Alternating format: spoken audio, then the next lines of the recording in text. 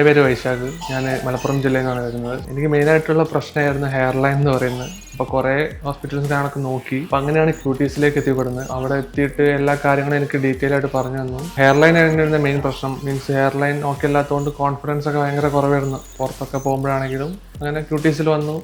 അവിടുത്തെ ഡോക്ടേഴ്സ് ആണെങ്കിലും നല്ല പോലെ ഫുൾ ഡീറ്റെയിൽസും കാര്യങ്ങളൊക്കെ പറഞ്ഞു തന്നു.